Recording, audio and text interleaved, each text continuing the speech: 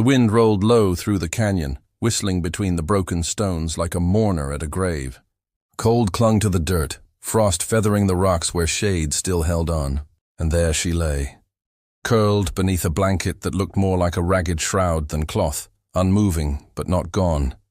Her lips parted barely. "I can't take this pain." Caleb Granger saw the shape from the saddle. Just a lump by the dry creek bed, easy to mistake for trash or carcass. But something, maybe instinct, maybe mercy, made him pull the reins. His boots hit the dust with a heavy thud, spurs silent in the still air. He knelt. Her face was a map of agony, purple bruises, dried blood at the temple, one eye swollen, nearly shut. Rope burns on her wrists. The blanket slipped, and so did his heart. She was young, 20 maybe, skin the color of winter wheat beneath all that pain. "Sweet Jesus," Caleb whispered. "What did they do to you?" She tried to move. Couldn't, just stared past him, like he was a ghost. He slid his arms under her. She didn't resist, just winced, a breath caught in her throat. As he lifted her, something tumbled from the folds of the blanket, a child's. "Ribbon, pink, torn blood," on the corner. Caleb stared at it for a long beat. A flash of something crossed her battered face. Terror and grief. He mounted up, cradling her against his chest, the reins gripped firm in one hand. His mare Dusty didn't fight the weight. She knew the urgency, knew the smell of near death. As they galloped toward his ranch, the sun rose behind them, stretching long shadows ahead, the kind you see before a storm. Caleb looked down at the girl in his arms. "Hold on, girl," he murmured. "You ain't dying out here. Not today." Her hand curled weakly around the edge of his coat, like she was holding on to more than just warmth, like she was holding on to life. Behind them, the canyon stayed silent. But the wind whispered through the rocks like it knew this wasn't over, not by a long shot. The door slammed open with a gust of cold behind it. Caleb carried her in like a man hauling a broken cross. Etta gasped, not just from the blood or bruises, but from recognition. Lord above. "That's Elise Montgomery." She backed into the kitchen, hand over her chest, whispering prayers under her breath. Elise moaned, barely conscious as Caleb laid her down on the couch, old leather creaking beneath her weight. "She vanished 3 weeks ago," Etta said, pulling a quilt from the rocker. "Folks said she ran, but I knew better." Caleb didn't answer. He was already at the basin, pouring warm water, grabbing salve and cloth. The old instincts kicked in, same way he'd patched up dying men in the war. But as he dabbed her temple, Elise twitched, flinched, her lips trembled, and she muttered something over and over. "No more rope." "Don't tie me again, please!" Caleb's jaw tightened. The cloth paused, a sudden cut, harsh, jarring, to Elise's memory. Burke's voice, slurred and venomous. "You'll sign that deed, girl, or I'll put you in the dirt with your mama." A slap. A scream. Then the crunch of gravel as a boot dragged her from the house. A small voice calling after her, "Sissy, where you going?" Back in the room, Etta pressed a damp rag to Elise's wrist, revealing the deep rope marks. She whispered, "Devil did this." Caleb's voice was gravel and thunder. He left her to die, and yet she lived. Hours passed. Rain tapped at the windows like soft fingers. Elise finally stirred, eyes fluttering open. She looked around. Unfamiliar ceiling, warm firelight, the smell of horses and coffee. "Where's June?" she rasped. Caleb leaned in. "June, my sister." Her voice cracked. He took her. Left me for dead. Her hand reached beneath the quilt and clutched something. The ribbon. She pulled it close to her chest, like it was holy.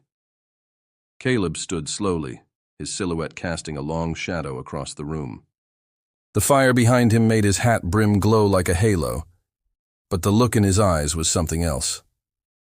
"I'll find her," he said. And in that moment, the ranch house became something more than shelter. It became a battleground, and Elise, a witness to fire, not yet burned through. The morning broke soft and gray, mist hanging over the fields like breath waiting to be exhaled. Inside the ranch house, Elise sat propped up with pillows, eyes heavy but open, a cup of weak broth cradled in her hands. Her body trembled, but her spirit, not yet gone. Across the room, Caleb patched a saddle in silence. He hadn't said much since she woke, just the occasional nod, a quiet presence, steady, unshakable. She finally spoke. "You sure you didn't see her?" June's got red curls. Talks too much. Likes birds. Caleb set the leather down. "I didn't see no one else out there." Her lip quivered. She nodded like she already knew. But something in her sank deeper. "She's just 6, Elise whispered. "She hides behind me when he drinks." Etta stepped in, carrying fresh linens and a jar of honey. "Don't you worry, child. That little girl's tougher than she looks. She's waiting. I can feel it." The fire crackled behind them, its warmth filling the silence. Elise glanced toward it, staring like it might speak some kind of answer. Caleb watched her from across the room. "You safe here," he said. "Ain't no one coming through that door without going through me first." She looked at him for a long moment. No one had ever said those words to her, not like that. Not with a rifle leaning against the wall and a man who meant it. Later that day, he handed her a box. Inside, a simple blue dress, a pair of worn gloves, and boots small enough to fit her feet. "What's this for?" she asked, voice hoarse. "Can't ride or work in torn-up rags," he muttered, pretending to focus on the barn out the window. She ran her thumb over the leather of the boots, like they were treasure. Outside, the wind kicked up, stirring the dust and spooking the chickens. Elise peeked through the curtain, watching the trees, the road, the horizon. She didn't say it, but her eyes did. She was waiting for evil to return, and Caleb knew it. That night he loaded his shotgun, bolted the door and sat in his rocker on the porch until the moon was high. There was peace on that ranch. But it was the kind that comes before a storm. The night was quiet, too quiet for a place that usually hummed with the sounds of crickets and cattle. The lantern on the porch flickered, the flame inside guttering like it sensed something wrong. Caleb sat in his rocker, hat low, shotgun laid across his lap. He hadn't moved in hours. Inside, Elise barely slept. She kept her boots beside the bed and the ribbon under her pillow. The fire had burned low. The silence pressed against the walls like a warning. Then came the sound. Crunch. Gravel under hooves. Slow. Deliberate. Not the casual trot of a ranch hand. No. This was the sound of menace. Of someone who wanted to be heard. Caleb rose. Boots hit wood. He stepped down from the porch, shotgun rising as the dark surrendered its secrets. A figure stood at the edge of the property line. Long coat, drunk swagger, wide grin under a crooked hat. Burke. He lit a match, revealing his face. A patchy beard, scar over one cheek, and eyes that had never known kindness. "That girl," he slurred. "She's mine." "Always will be." Caleb didn't blink. "You take one more step, and I swear to God I'll bury you before dawn." Burke chuckled, hands raised mockingly. "Ain't here for a fight, old man. Just wanted to see if she's still breathing." "Guess she is." He turned, but not before spitting into the dirt. "She'll come back. She always does. She knows where she belongs." And then he vanished into the dark, hooves fading like a curse whispered into the wind.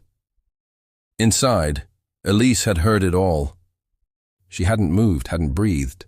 But when the door creaked open and Caleb stepped in, she was already standing. Barefoot. Pale.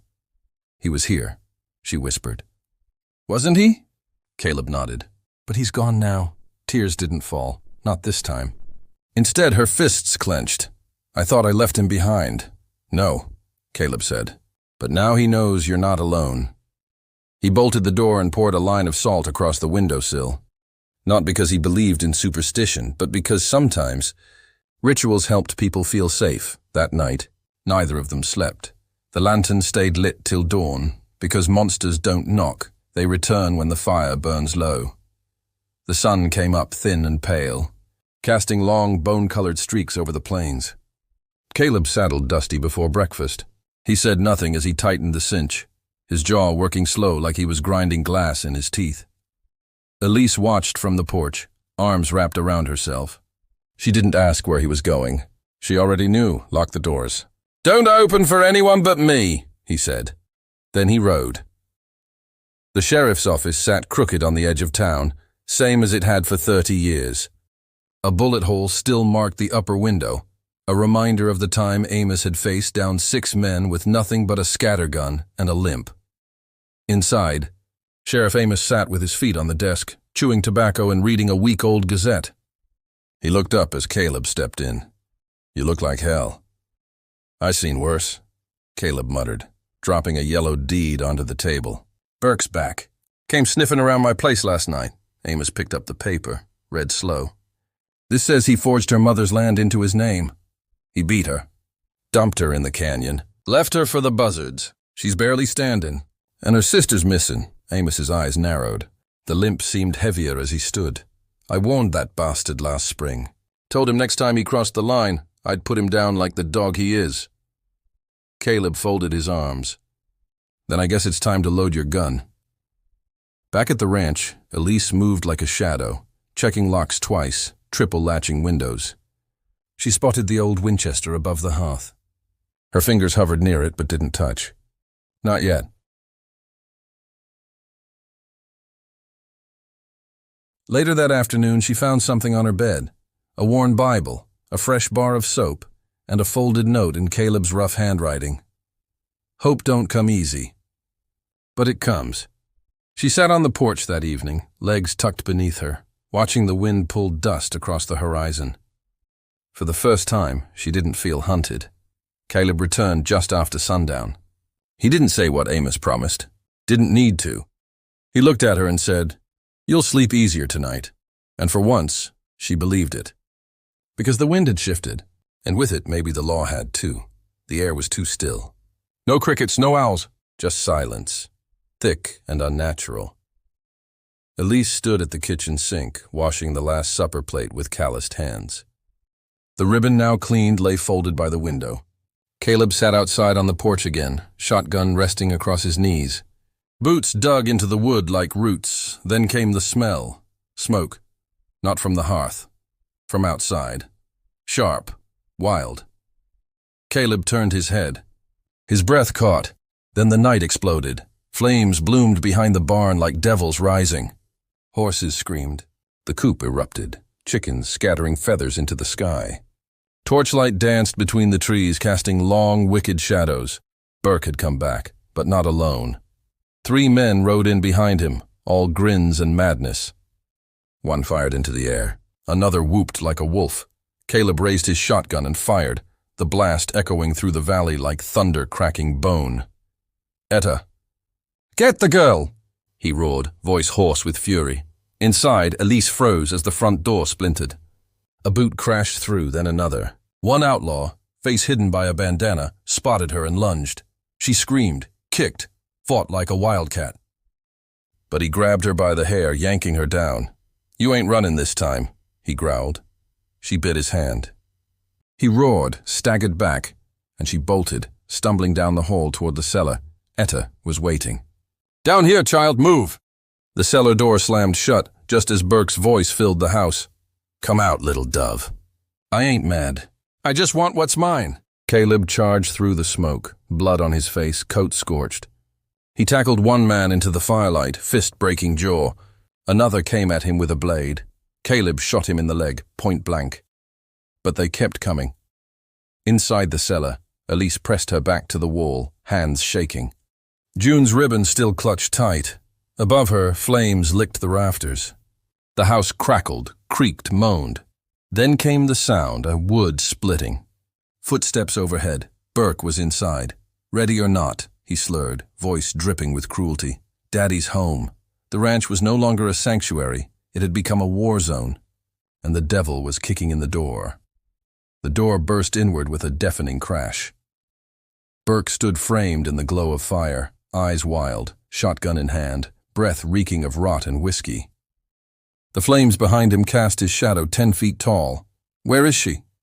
he snarled, scanning the smoke-thick hall. In the cellar, Elise crouched beside Etta, holding her breath, her knuckles white around June's ribbon.